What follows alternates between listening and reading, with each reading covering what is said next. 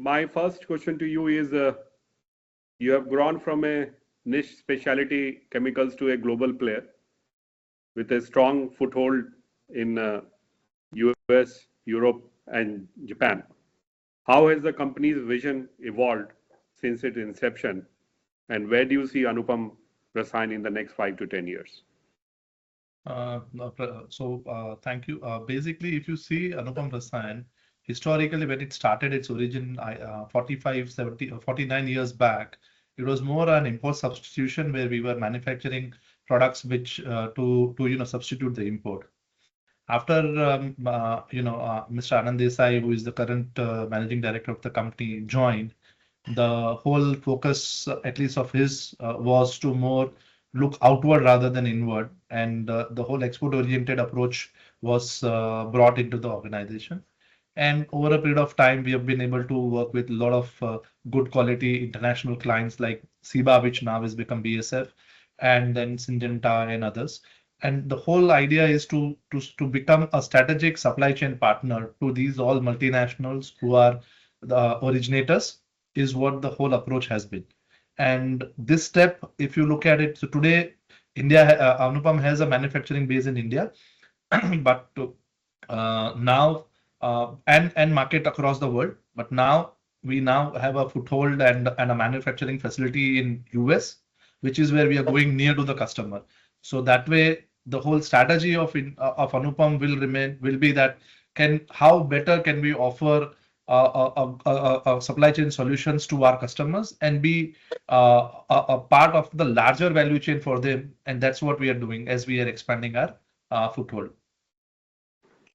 So you mentioned about now you have a foothold in US. So how will this acquisition of Jayhawk Fine Chemicals help Anupam Rasayan?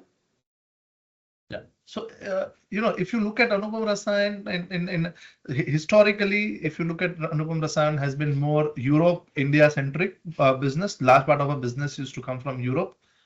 Then we expanded to Japan, where we have now become our 15 to 17% of our revenue will be from Japan now, and we anticipate that number will go to 1/3 of our revenue. US is one market that we have just started building our business there. Today, last year US contributed around 2 to 4% of our revenue. This acquisition, because if you look at Jayhawk, 70% of their revenue comes from US market, and 15 from Europe and 15 from the Asia market. So that way we are getting a balance in terms of geographical diversification from an end market point of view. Even if you look at it from an end application point of view, which is basically from, largely Anupam has been more on the agrochemical side and expanded now into pharmaceutical end market as well. A polymer business or a performance material business, if you see, it is around about 10% of our revenue. Whereas if you look at Jayhawk is 65% of their revenue comes from performance material. So again, we're building a broader portfolio and more balanced, diversified portfolio of end market. Also, if you look at from a technology point of view, they have very interesting new chemistries, including Suzuki coupling reactions. So that adds into the portfolio of Anupam's chemical reaction capabilities. Further, if we look at from their processing point of view, they are one of the world's leaders when it comes to high purity products to be manufactured. And in that sense, Anupam gets an access to that as well and builds this portfolio. So that is the third point that I would say. And fourth, there is a very strong, good quality team that they have, which has been running this business very well. So we get that team along with us in terms of our journey going forward. Also, from a customer point of view, there is a strong overlap that we will have, and there is a strong complementarity also. So they will grow with us, and we will be able to grow along with them. If I see the life sciences, which is inclusive of your agrochemicals, personal care, and pharmaceuticals, which contribute around 88% of your revenue, which was the Q1 figures which I was seeing. Whereas performance materials, which is inclusive of polymer, electronic chemicals, dyes, and pigments, contribute 12% of your revenue. Do you see a change in these contributions moving forward? And if yes, by when? So See, organically also, Anupam was moving in the path towards diversifying its portfolio. And on a standalone basis, also, we were looking at that the agrochemicals contribution of agrochemical sector would come to around about 50-55% of our revenue, along with pharma doing around about 25 to 30% of our revenue, and polymer again doing 20 to 25% of our revenue. With this acquisition, I think that the pace would quickly be there in terms of this diversification, and we believe that the polymer segment would now be at least one third or more of our revenue. And going forward, I think in 2 to 3 years, we will see a very balanced portfolio across agro, pharma, polymer part of the business. If I talk about the international side, how are you going to balance domestic versus international, and can you share some insights on establishing Anupam Rasayan's footprint in key markets like Europe, Japan, now that you have already done in the US? Any strategies for that? Absolutely. So, see, if you look at if I look at three different segments, which is agro, pharma, and performance material and polymers, as we say. Pharma today, the Anupam strategy is that it is an import substitution strategy. And to that extent, domestic market will be more relevant and more interesting to us as of now. And as we grow, we would also look for an international space for the agro polymer market, pharmaceutical market. But if you look at agro has historically been an export-oriented market, and we believe that that will continue to be an export-oriented business. Same will be with the polymer business and the performance material business. And as you rightly said, that US has become, with this acquisition, US will become a meaningful business. Europe has historically been a meaningful business for us. And Japan today is around about 15 to 17%, which 5 to 7 years back was practically zero. And I believe that with the LOIs and contracts that we have in pipeline, the contribution of Japan would also significantly increase. And I think there will be around about 30 to 35% of our revenue coming from Japan as well.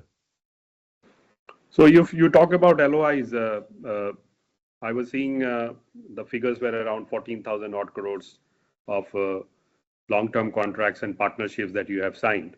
Where do you see it going at the end of the year, at the end of the financial year? So, see, we have been growing. See, yes, last 2 years have been not a very great years in terms of revenue growth. But what we did was we worked with our customers and worked on a pipeline. So if you look at our pipeline has grown significantly from 2,600 crores, which was in 2022 time period. Today is around about 14,000 crores of pipeline. And we believe that this pipeline shall continue to increase. And also that pipeline is now getting commercialized also. So today, last year, we did around about 250 odd crores of revenue from our LOIs and contracts. We believe that this year going forward, we should be doing around about next 12 years, we should be doing 12 months, we should be doing around about 40 to 400 to 400 and plus revenue from that LOIs and contracts. Today, if you look at 14,000 crores would translate to around about 2,000 to 2,500 crores of revenue per annum, because this 14,000 is over a 5 to 7 year period, depending on the contract period. So when you take it at on an average of 6, we are talking about 22 to 2,400 crores of additional revenue per annum coming from there, of which I believe that for 450 odd will be in this period. In the LOI, I see you have done pretty well on pharma and agrochemicals, but I don't see any numbers on the polymer and the electronic chemical side. So if you can throw some light on that.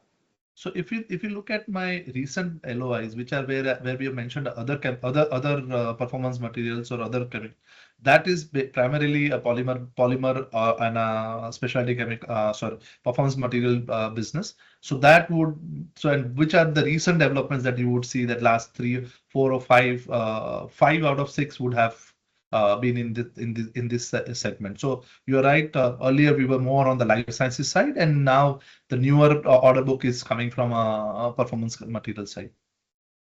And how do you tailor customer engagement strategies across diverse industries, which is pharma, agrochemicals, polymers, and electronics that you are focusing and world?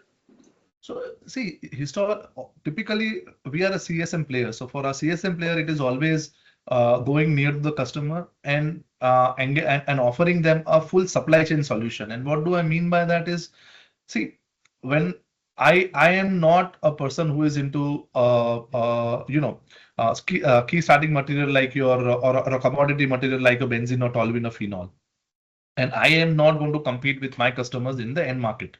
So what I'm saying to them is, can I offer you a product which is very near to your finished product? So it is N-1 or N-2 or N-3, and then say that I can give you a full backward integration. Like I'll give you an example right now. Like when we acquired Tenfac, it was a whole strategy of offering fluorination chemistry. Now in fluorination chemistry, you need HF and KF very essentially as a key fluorinating agent. Now, when you do that, you needed an access and supply security to those raw materials. And Tenfac was one of the key ones that we could acquire, partner with and use their HF and KF for the fluorination. So, A, can you offer a supply chain solution? B, can you offer a broader chemistry and broader production? Third is, do I have assets on ground? Because if I don't have assets on ground, they will not be able to offer me.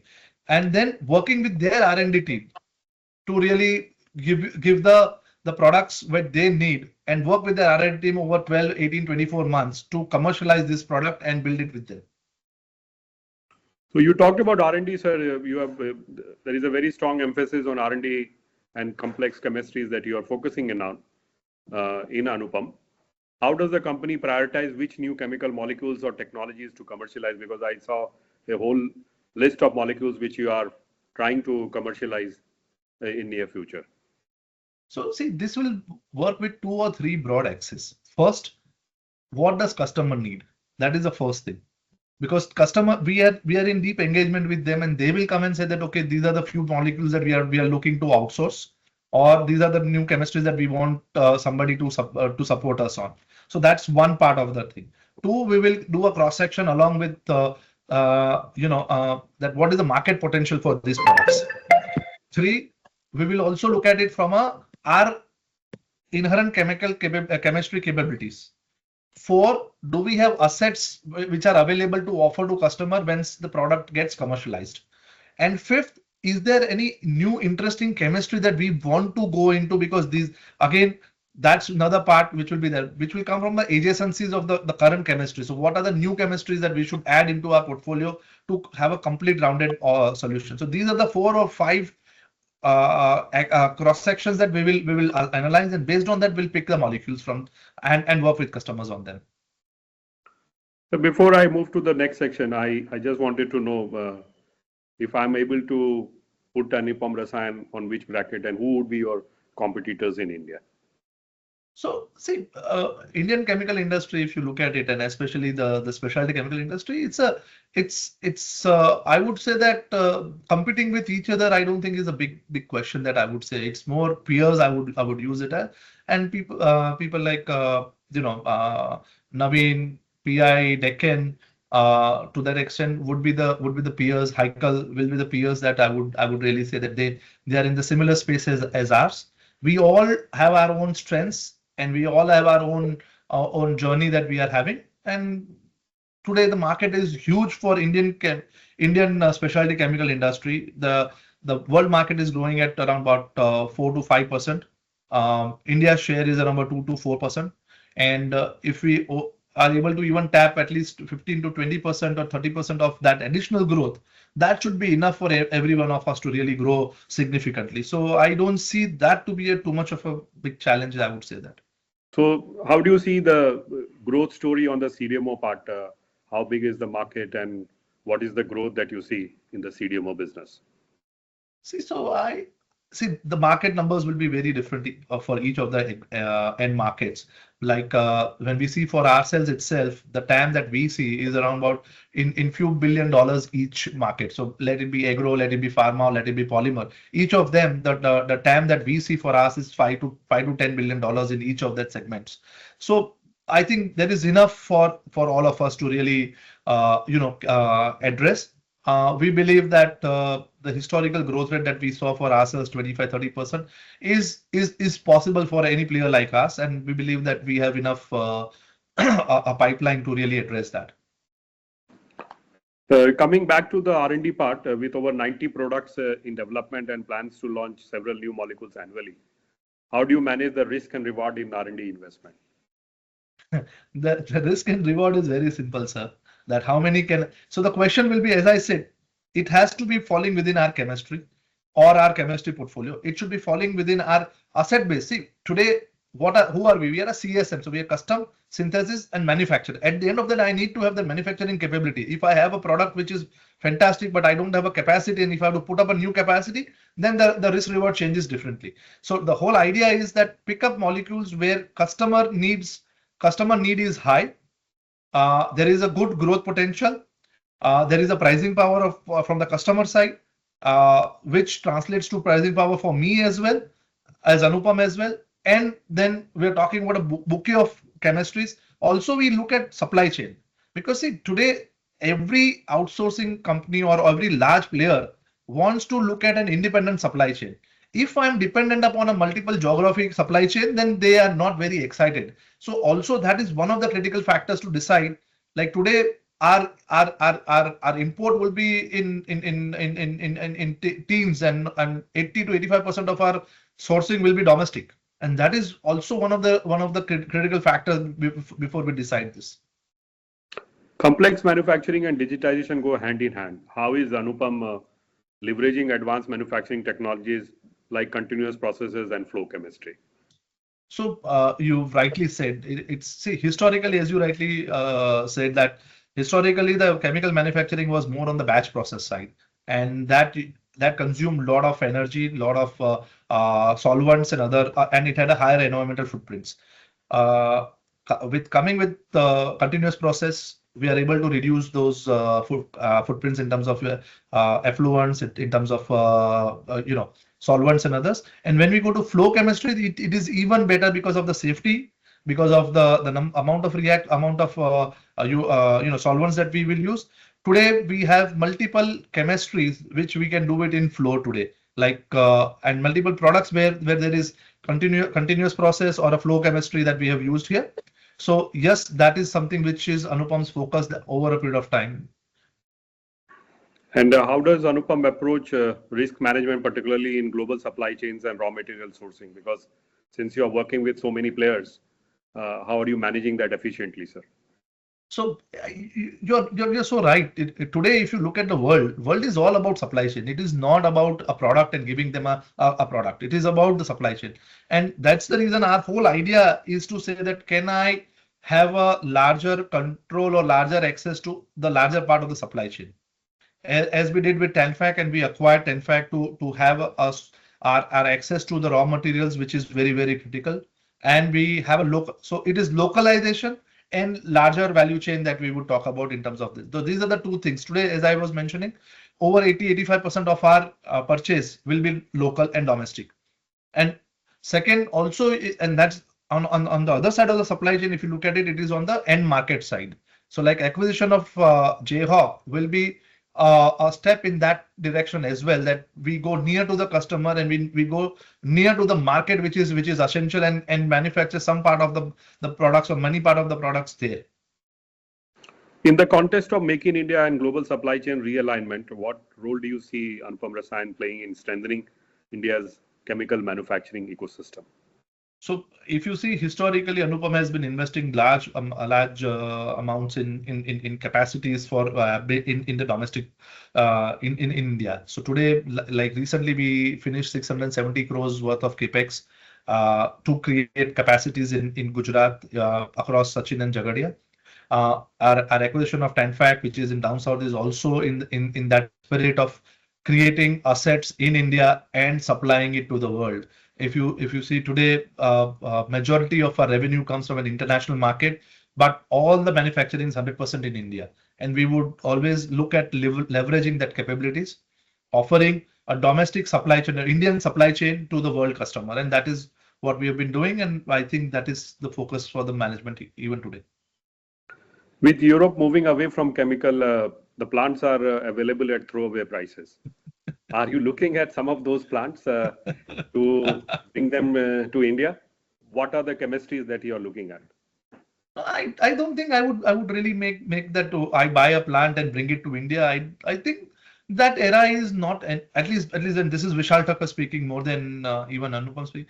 I think that may not be the most efficient way of utilizing the capital.